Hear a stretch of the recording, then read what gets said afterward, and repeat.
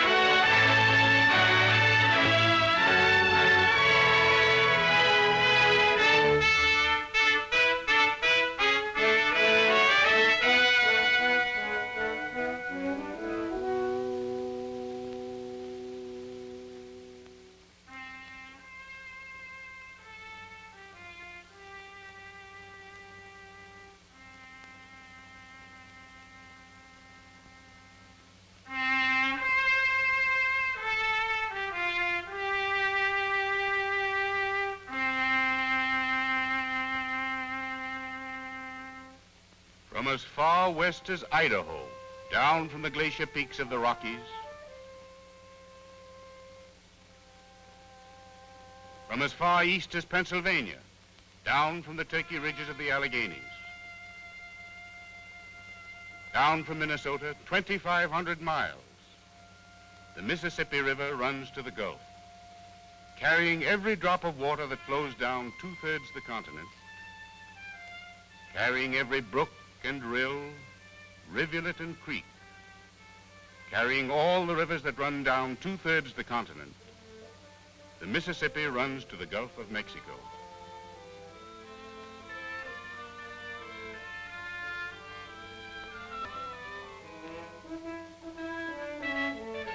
Down the Yellowstone, the Milk, the White and Cheyenne, the Cannonball, the Mussel Shell, the James and the Sioux, down the Judith, the Grand, the Osage and the Platte, the Skunk, the Salt, the Black in Minnesota, down the Rock, the Illinois and the Kankakee, the Allegheny, the Monongahela, Kanawha and Muskingum, down the Miami, the Wabash, the Licking and the Green, the Cumberland, the Kentucky and the Tennessee, down the Ouachita, the Wichita, the Red and Yazoo.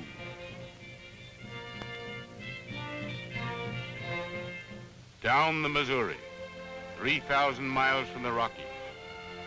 Down the Ohio, 1,000 miles from the Alleghenies. Down the Arkansas, 1,500 miles from the Great Divide.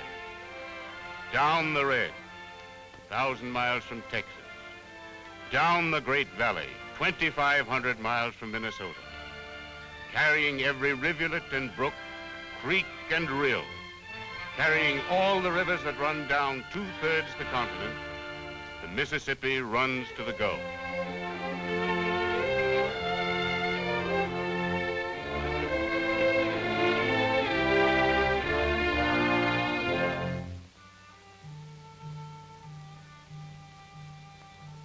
New Orleans to Baton Rouge, Baton Rouge to Natchez,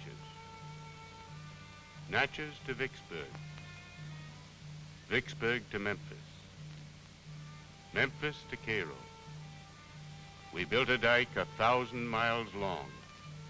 Men and mules, mules and mud. Mules and mud 1,000 miles up the Mississippi. A century before we bought the Great Western River, the Spanish and the French built dikes to keep the Mississippi out of New Orleans at flood stage. In 40 years, we continued the levee the entire length of the great alluvial delta. That mud plain that extends from the Gulf of Mexico clear to the mouth of the Ohio. The ancient valley built up for centuries by the old river spilling her floods across the bottom of the continent. A mud delta of 40,000 square miles.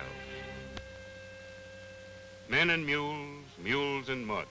New Orleans to Baton Rouge, Natchez to Vicksburg, Memphis to Cairo, 1,000 miles up the river. And the planters brought their blacks and their plows and their cotton over to the river. Down through the Boone Trace, down through Cumberland Gap, over from Georgia and South Carolina, over from the Tidewater, over from the old cotton land west to the big river. west to the steamboat highway, down the highway to the sea.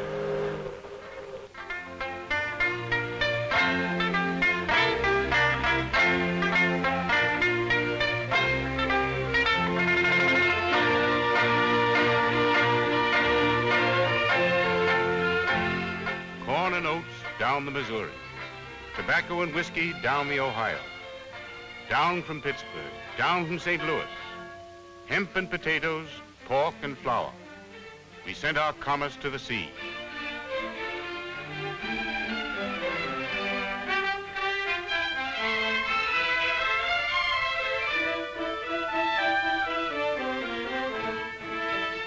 We made cotton king. We rolled 1 million bales down the river for Liverpool and Leeds. 1860, we rolled 4 million bales down the river. Rolled them off Alabama. Rolled them off Mississippi. Rolled them off Louisiana. Rolled them down the river.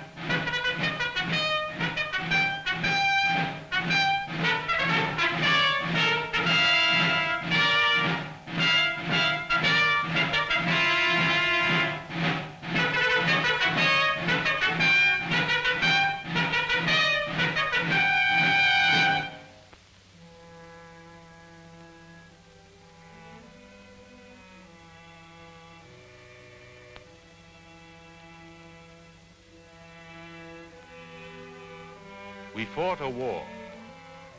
We fought a war and kept the west bank of the river free of slavery forever. But we left the Old South impoverished and stricken. Doubly stricken. Because besides the tragedy of war, already the frenzied cotton cultivation of a quarter of a century had taken toll of the land. We mined the soil for cotton until it would yield no more, and then moved west. We fought a war, but there was a double tragedy. The tragedy of land twice impoverished.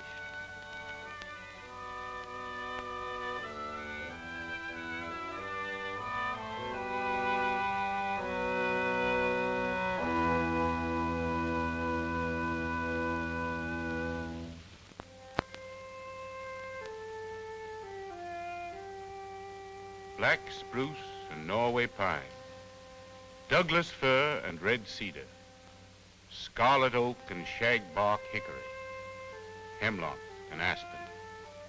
There was lumber in the north. The war impoverished the Old South.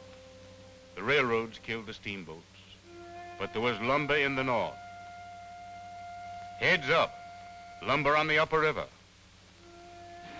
Heads up, lumber enough to cover all Europe.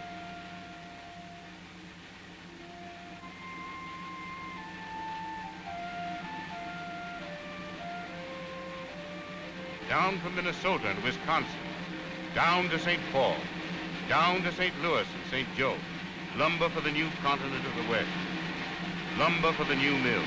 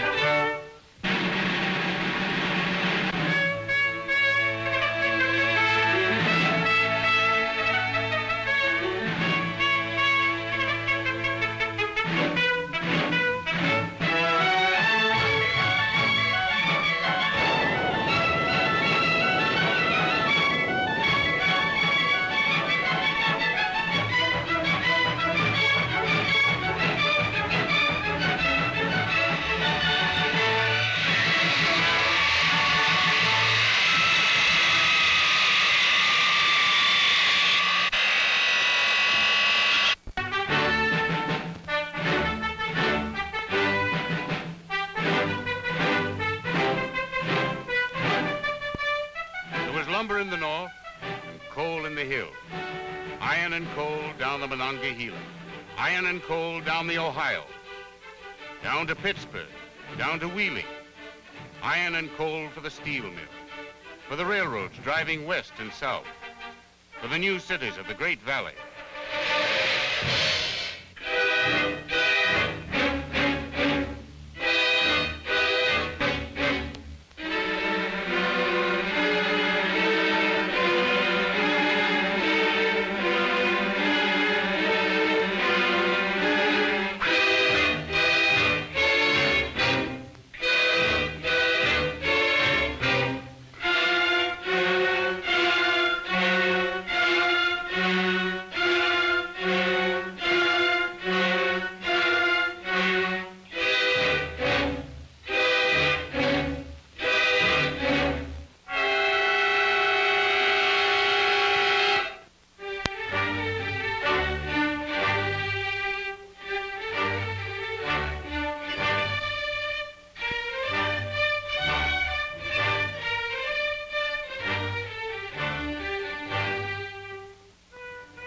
We built new machinery and cleared new land in the West.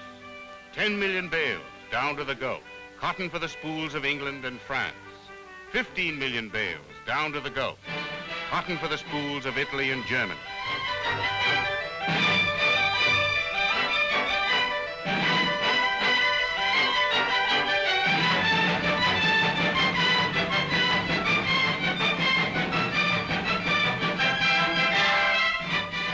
We built 100 cities and 1,000 towns.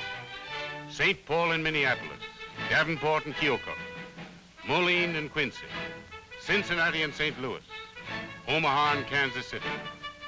Across to the Rockies and down from Minnesota, 2,500 miles to New Orleans. We built a new continent.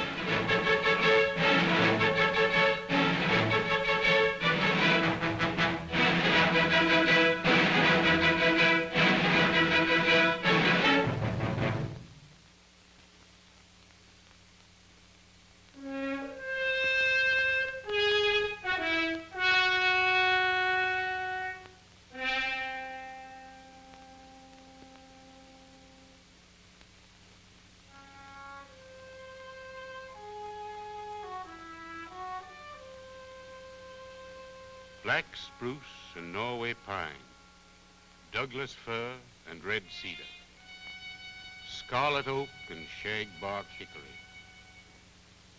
We built 100 cities and 1,000 towns, but at what a cost? We cut the top off the Alleghenies and sent it down the river.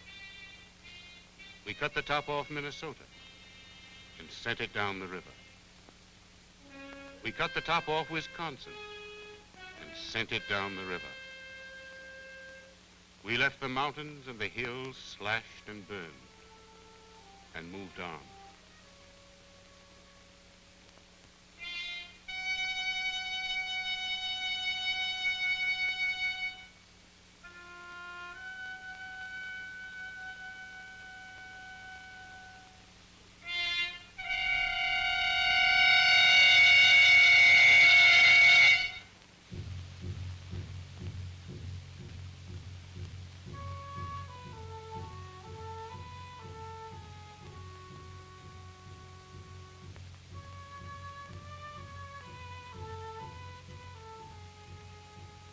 For the water comes downhill, spring and fall, down from the cut-over mountains, down from the plowed-off slopes. From as far west as Idaho and as far east as Pennsylvania, down every brook and rill, rivulet and creek. Carrying every drop of water flows down 2/3 the continent. 1903, 1907, 1913, 1916, 1922, 1927, 1936, 1937.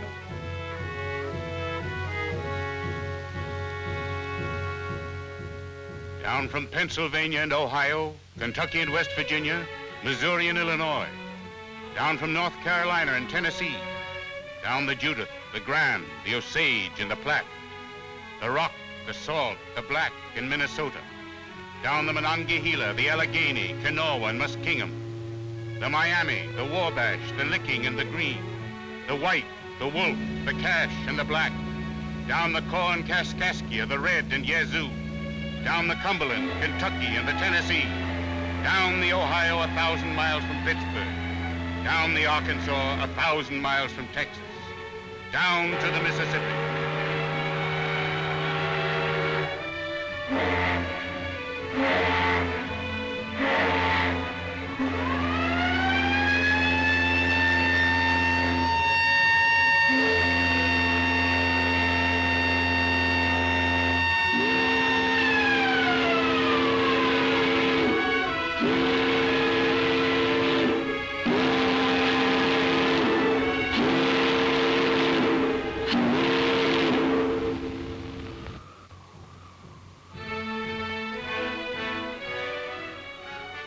To Baton Rouge to Natchez, Natchez to Vicksburg, Vicksburg to Memphis, Memphis to Cairo.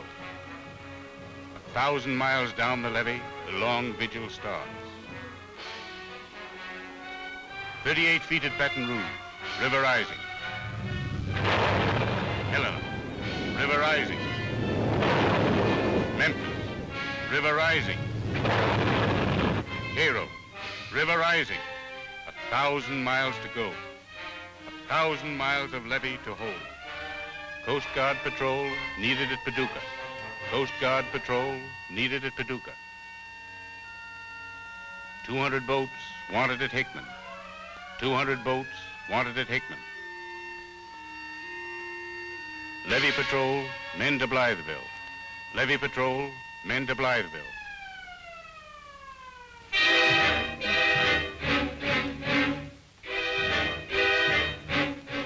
2,000 men wanted at Cairo. 2,000 men wanted at Cairo. A 100,000 men to fight the old river.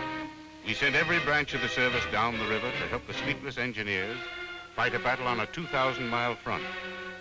The Army and the Navy, the Coast Guard and the Marine Corps, the CCC and the WPA, the Red Cross and the Health Service fought night and day to hold the old river off the valley.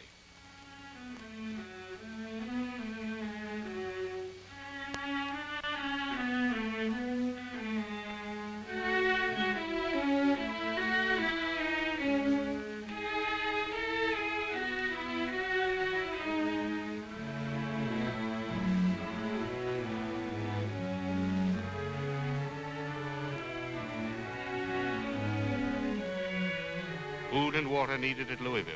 500 dead, 5,000 ill. Food and water needed at Cincinnati.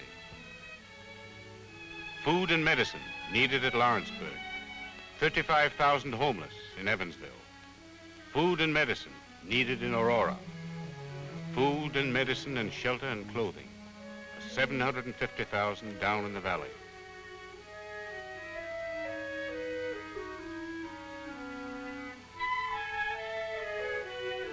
Last time we held the levees, but the Mississippi claimed her valley. She backed into Tennessee and Arkansas and Illinois and Missouri. She spread her arms over thousands of acres of land, and she left farms ruined, stock drowned, houses torn loose. 1903, 1907, 1913, 1916, 1922, 1937.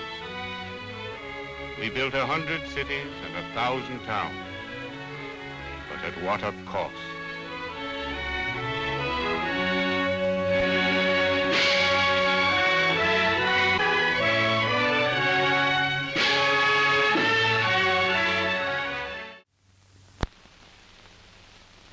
In 1937, the entire nation sent help to the stricken people of the valley.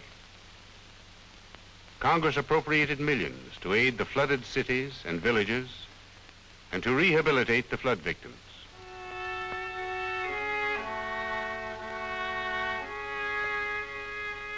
But spring and fall, the water comes down. And for years, the old river has taken a toll from the valley, more serious than ever she does in flood times. Year in, year out, the water comes down. Down from 1,000 hillsides, washing the top off the valley.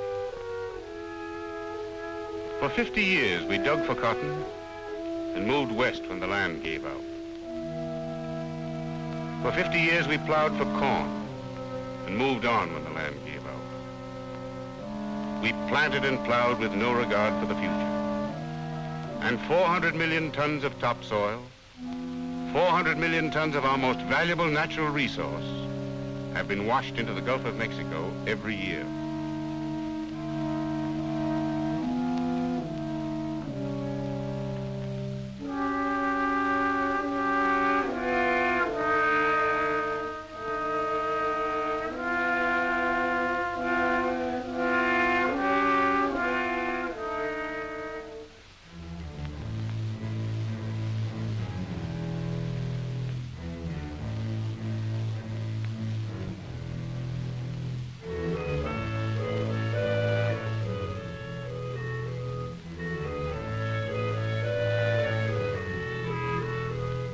And poor land makes poor people. Poor people make poor land. For a quarter of a century, we have been forcing more and more farmers into tenancy. Today, 40% of all the farmers in the Great Valley are tenants. 10% are sharecroppers, down on their knees in the valley. A share of the crop, their only security, no home, no land of their own, aimless, footloose, and impoverished. Unable to eat even from the land, because their cash crop is their only livelihood. Credit at the store, their only reserve.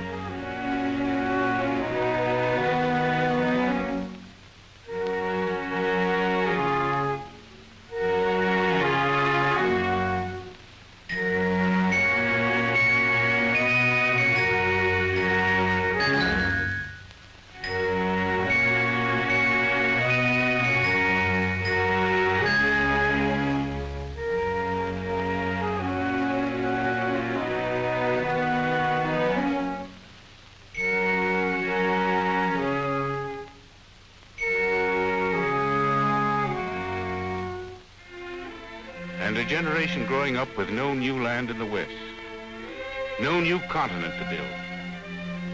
A generation whose people knew King's Mountain and Shiloh. A generation whose people knew Fremont and Custer.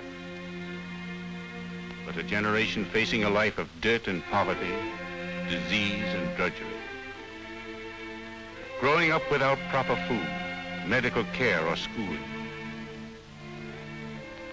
Ill-clad, ill-housed, and ill-fed, and in the greatest river valley in the world.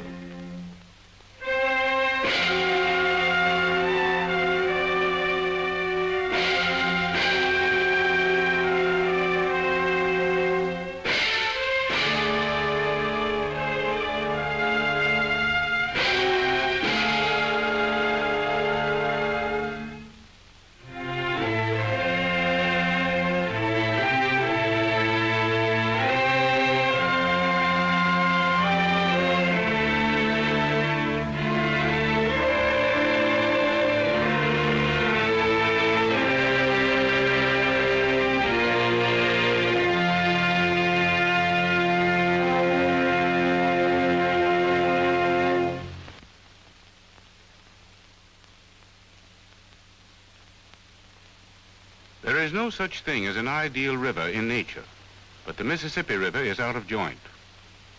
Dust blowing in the west, floods raging in the east.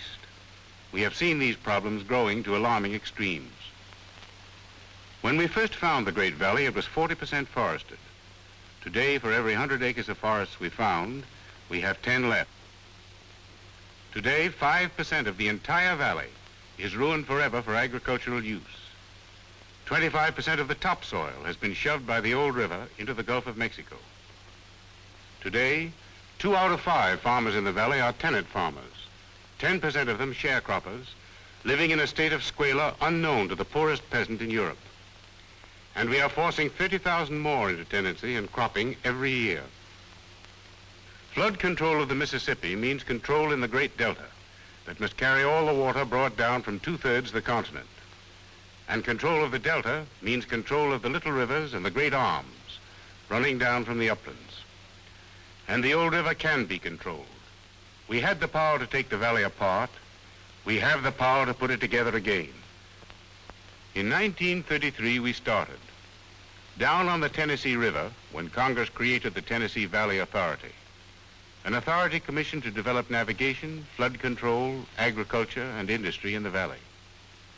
A valley that carries more rainfall than any other in the country.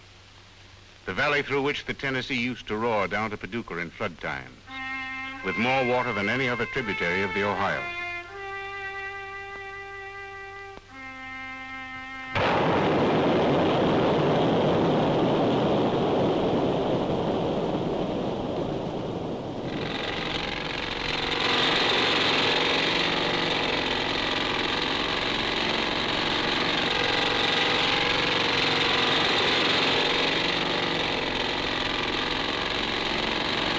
First came the dams.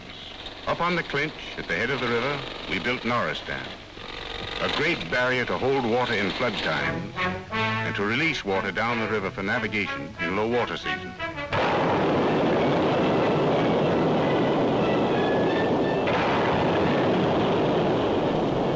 Next came Wheeler, then Guntersville and Pickwick and Chickamauga. A series of great barriers that eventually will transform the old Tennessee into a link of freshwater pools, locked and dammed, regulated and controlled, down 650 miles to Paducah.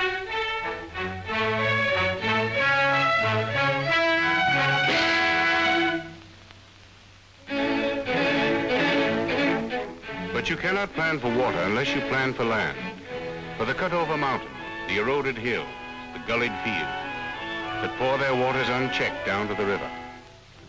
The CCC, working with the Forest Service and agricultural experts, have started to put the worn fields and hillsides back together. Black walnut and pine for the worn-out fields and the gullied hillsides. Roots for the cut-over and burned-over hillsides. Roots to hold the water in the ground. Black walnut and pine for the new forest preserves.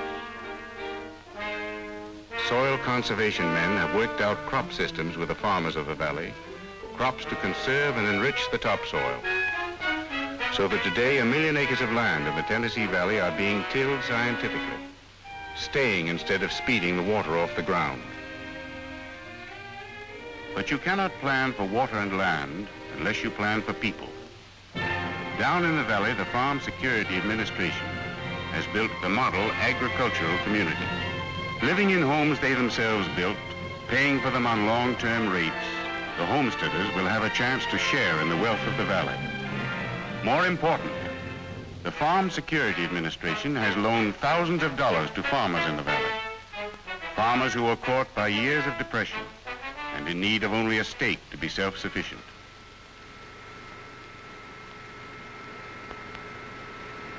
And where there's water, there's power. Where there's water for flood control and water for navigation, there's water for power.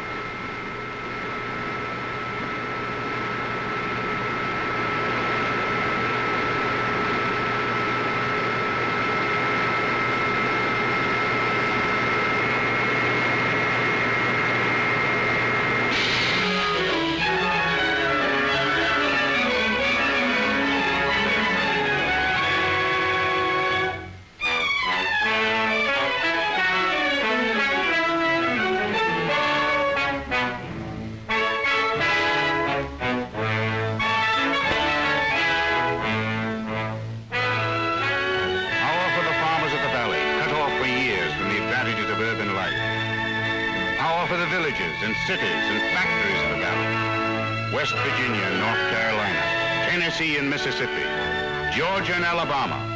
Power to make a new Tennessee Valley for a new generation. Power enough to make the river work.